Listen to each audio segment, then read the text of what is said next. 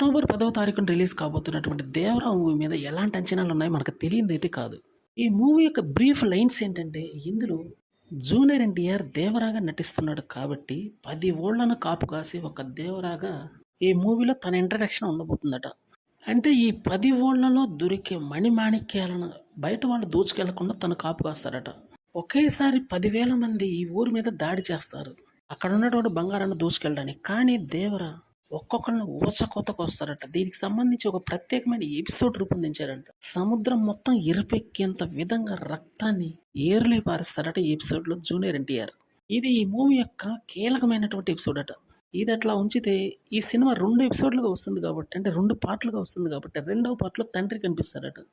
తన యొక్క flash back ఇంకా అదిరిపోయే రేంజ్లో ఉంటుందంట. స్క్రీన్ ప్లేని అయితే పక్కాగా డిజైన్ చేసుకున్నాడంట కొరటాల శివ. అనిరుద్ధ్ మీద అయితే దాదాపుగా జనానికి నమ్మకం వచ్చేసిందనే చెప్పాలి. ఇప్పటివరకు రిలీజ్ చేసిన గ్లింప్స్, ఫియర్ సాంగ్ ఈ 2 సినిమా మీద అంచనాల్ని బలంగా పెంచిందని మనకి ఇట్టే తెలుస్తుంది. సో కాబట్టి ఈ మూవీ అక్టోబర్ 10వ తారీఖున రిలీజ్ అవ్వడమే ఆలస్యం.